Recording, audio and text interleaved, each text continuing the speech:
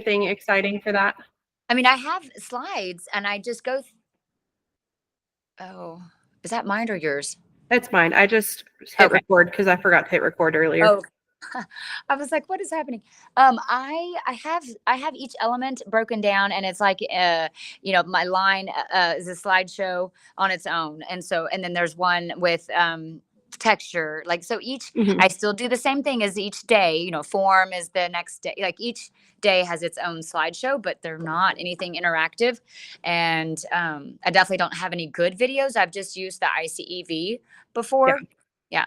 So I like the idea of the videos if I join the membership, but I also like the idea of the interactive slides. So yeah, no, mine are just like, this is what static and dynamic line, and we go through that, or we're talking about vertical, horizontal, and curvilinear lines, and then they have to, I actually do have them draw. I like to, because it's an art credit. So I end up with 12, and I would have to look at all of them. I haven't gotten through it yet this year. But I know there's 12 drawings, and it's like a good and a bad proportion. It's proportion, balance, texture, line. I don't even remember. And like, there's a good and bad of each, or a different, like, what are the three main types of line designs? Vertical, horizontal, curvilinear. And they have to draw each one. So that counts for 3. So it ends up to be 12 drawings, and they actually have to draw them in their journal, like on a paper. They can trace them. But, yeah. That's awesome. Yeah. I mean, it's tedious. It takes up, at least a day, if not 2 days. But the kids, like you say, they got to grasp it somehow. And like you say, either interacting with it, like you're doing on the slides, I really like, but also, or drawing. So anyways, that's about the main thing I do. After I get through each of my slides, each of my day, then I go through and do the drawings. Yeah. That's good. I pretty much do something similar for space, and then size, I'll make them get out tape measures. Oh. And so so like on size, I'll get out tape measures, and if I can have a little extra product, I'll put together 1 or 2 little designs, and then I'll make them measure them. Be like, okay, well, actually, how large is this? Like, yeah, they can understand that rule of proportion better. Yeah, that's a good idea. Because we just talk about it. If the design is 12 inches, then, it has to be at least 18 or 20, 20, so they don't understand in real life. Yeah. And I've also put a yardstick at every table when they go to actually start designing, and that's helped as well. A yardstick or just a ruler? I do a yardstick because sometimes they're a little bit taller than just a ruler. Yeah, you're right. You could even almost do like a half a yardstick, I think would be plenty. I was about to say, I have little tables that they design out, like individual tables. So I'm like, ooh, I would have to, and I don't have that many yardsticks, but that would be an idea. Like you say, or try to get something longer than a ruler. Yeah, I just got one, and I have a little hook at the end of the table, and I just have it hooked on there. Okay, that's cool. And they don't try to like pull it off and have sword fights with them? No, but I could totally see it. Yep. Yep, I totally understand that. Let's see here. I'm looking at my posters I have on the wall. I just created some posters. Okay. That were really big. They're kind of glaring up there.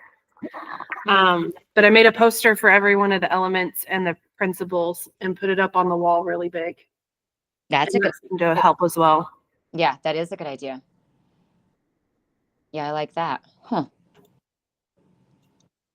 I will add the link to my posters if you want them. Yes. Yeah, I'm on my phone, so I'm wondering how to get into the chat here and copy that. I'll send you an email. Oh, that's perfect. It's okay. Or I can even send you from my computer, and then you can reply back to me. Either way, that would work too. Okay. Since you're rocking over there, what is your email? Cassie.Sanders, so CASSIE.Sanders. Okay. At Lubbock ISD, LUBBOCK, ISD.org. Okay. There you are. And then. And there's 2 different poster documents because I had one for ones that were horizontal, and then I had a couple that were vertical. Oh, okay. Okay. I just sent it. So, let me know if you didn't get it, because that means then I didn't have it right. Okay, will do. And I do not own any of the rights to any of the photos. Oh, good. They are all Oh, good. stolen. That's how all my stuff is too. I even have stuff from Texas A&M, and it was like it's annotated like talking, and she says Hort 203 is blah blah blah. I'm like, I don't know where I got this, because I didn't like go get it, but it ended up being in somebody's drive that shared it with me or whatever, and I'm like, yeah, this is straight up stolen from Texas A&M. Uh-huh. Whoops. But Exactly. well, sounds good. I like that. That's two big ideas right there. Like I said, the Pear Deck stuff with the slides, the interactive slides, is pretty cool. Um, and so when you share that or do something with those slides, does that carry over the Pear Deck or the annotate, like what is that called? When you've added the interactive link to the stuff to it, does that carry over when it's been shared to somebody? Yes, it should. If So it they, should already be on there. And then as long as you create a Pear Deck account, it should just work. yeah, it should open back up with that makes sense. Yeah, because I'm definitely going to email. I'll actually probably do that right now. My technology people. Yep, totally get it. Let's see here. What else do I do? Pattern. So I really like this one. I made a poster for a pattern, and let me see if I can show it. I gotta find it. Which one is it on? There it is.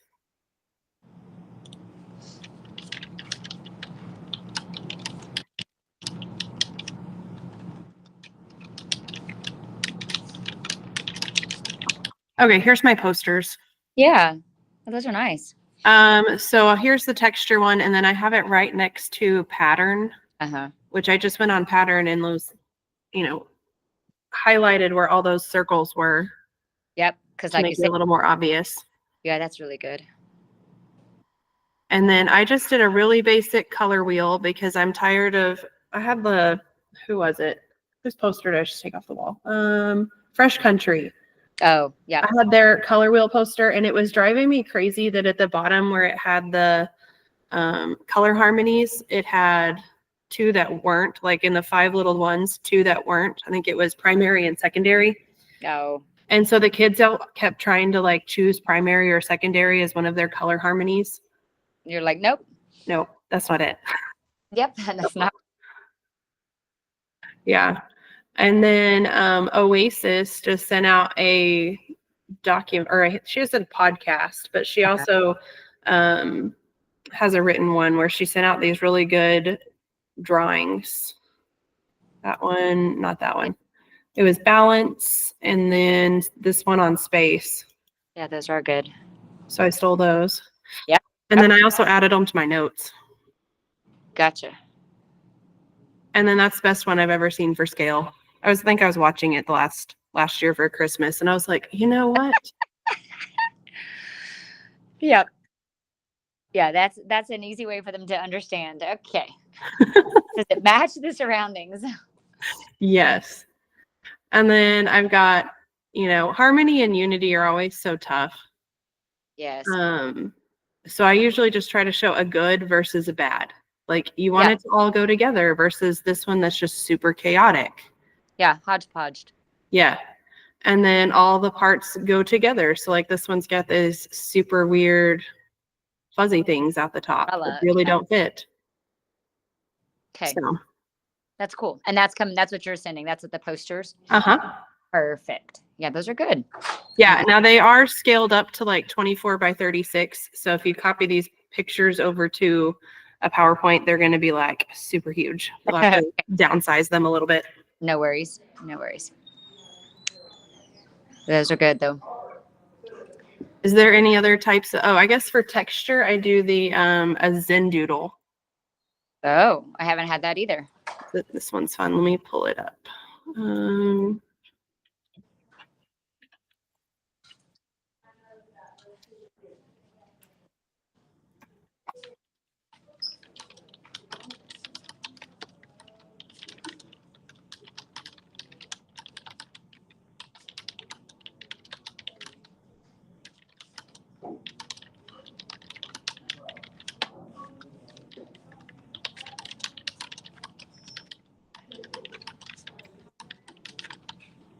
Okay, here's the assignment that I give them. Mm-hmm. So I have actually now gone through and given them a coloring page instead of just letting them draw it themselves. Right. But essentially, they draw a shape over the top of it. So here's the coloring pages I did. They're just simple. Uh-huh.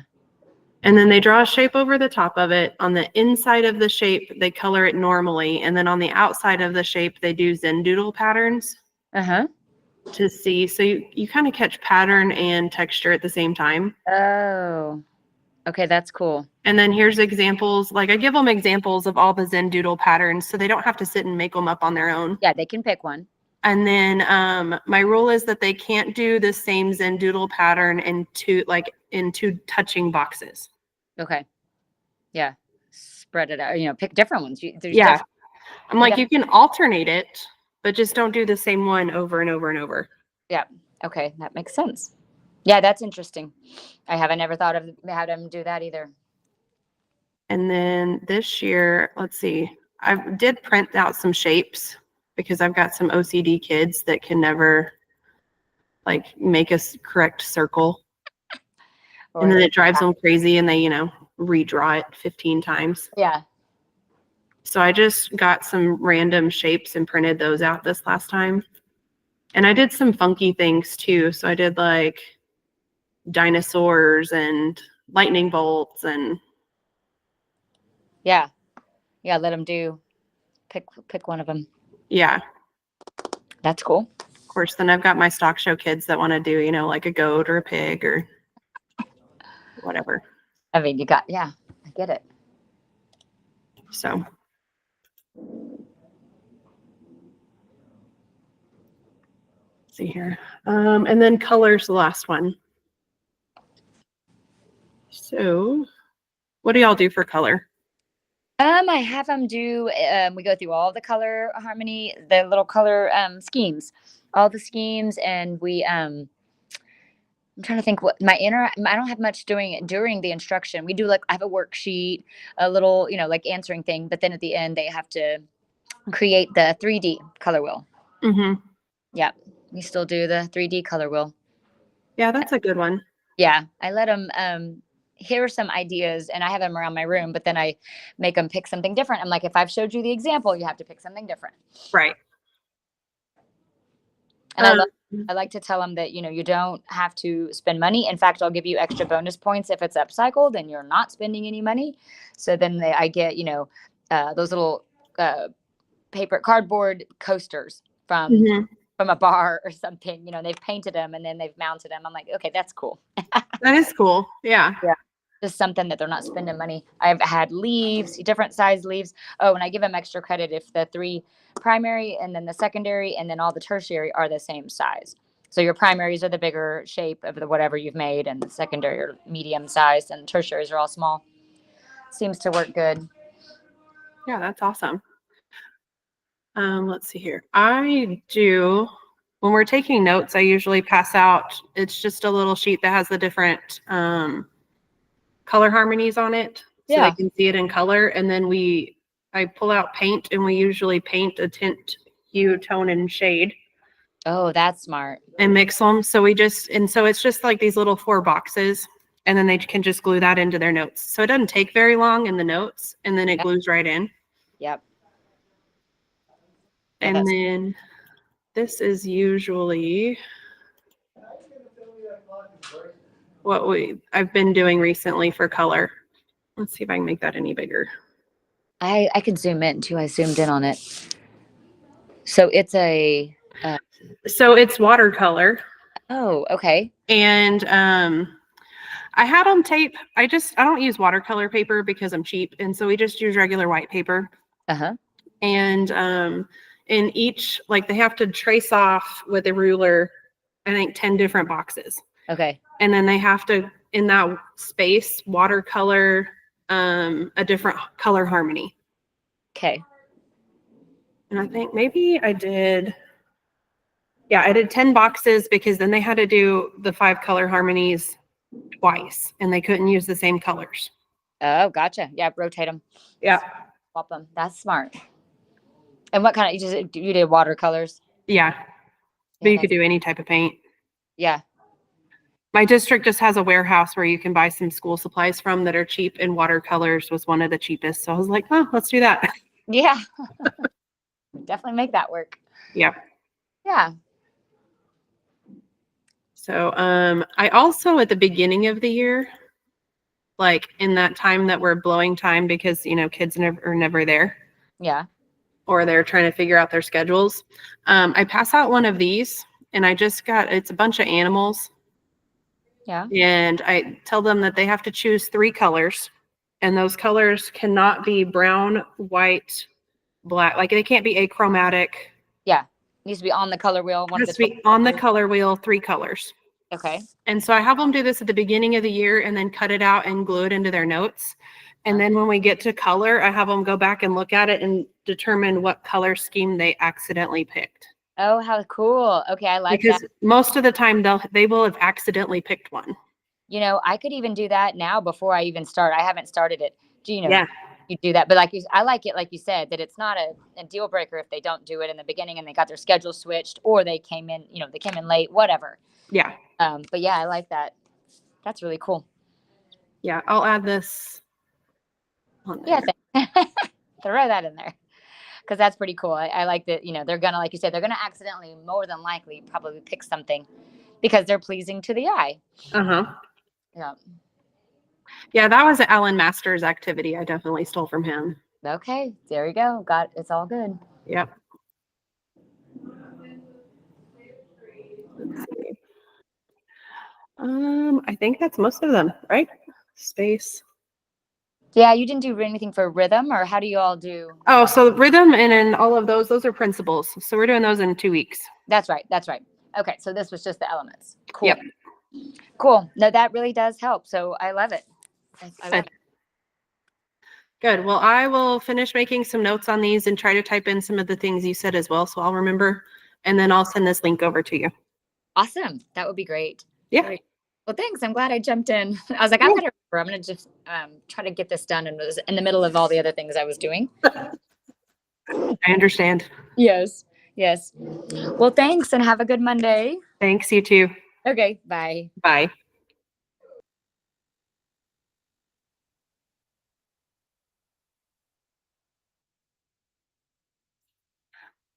All right. So when talking about line, let me go back over to my notes.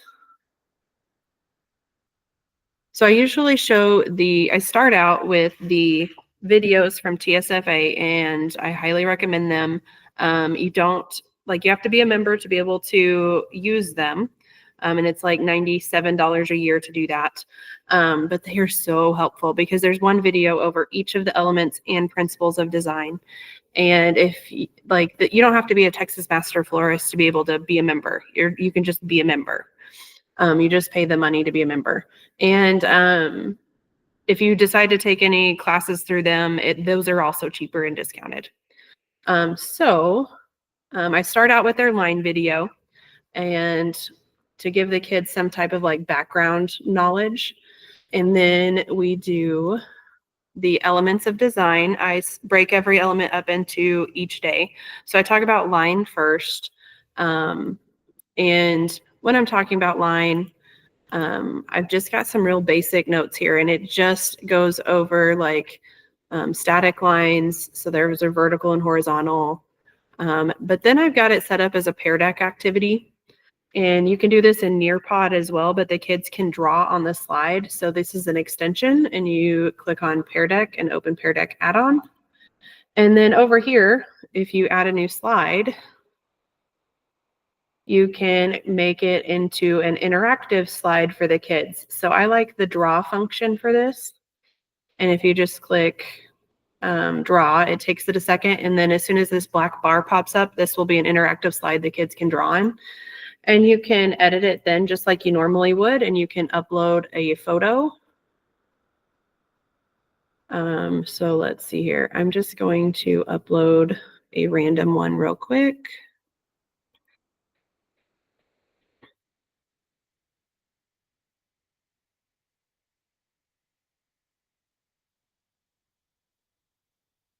Let's go with this one.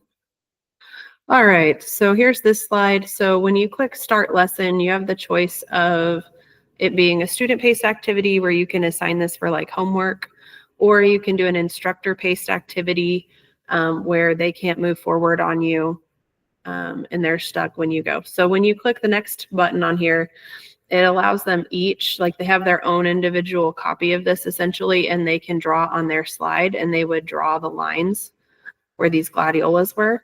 And then if you go to peardeck.com, you can look and see what they actually did to and look and see, did they get it? Did they not get it? Which is really kind of nice to be able to do a quick spot check on that. So on each one of these, I've got a different, after it talks about static lines, I've got a vertical and a horizontal. I'm gonna go delete that one before I forget. Here's a dynamic line, so they can draw the dynamic lines right here. An actual line that they can draw here. And then an implied line where they can trace over these roses. And then we talk about all the different types of lines. This diagram comes from the AIFD book. That's why, and then I copied it out of there because that's why it's kind of grainy. And then I've got several slides down here at the bottom where they just go through and practice drawing those lines. And some of these have more than one line in them, which I like. So like here's a good helical. But I really just went on to Google. I don't own any of these images. I went on to Google and just searched for right triangle floral arrangement or helical floral arrangement or crescent shaped floral arrangement and was able to find a lot of these and just dropped them in real quick today. And then here at the bottom, like here's a connective. So it worked out really pretty well. I teach form the same way. So I've got a slideshow for form. Let me see if I can find that for you real quick. There it is.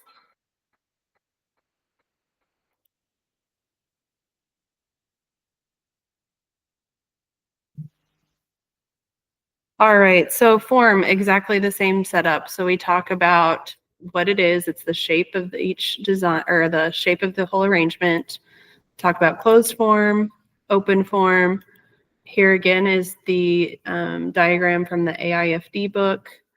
And then here again in Pear Deck, I have it to where they can draw out the shape of each of these.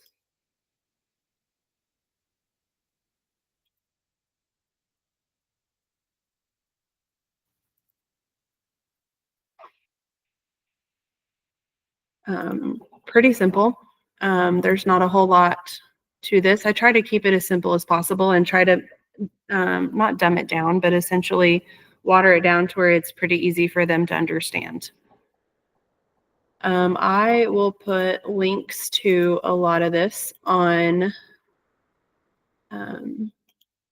a PowerPoint that I've created here, and then I will post this with the video. So if you have any questions, please holler at me. I'm more than happy to help. Thanks.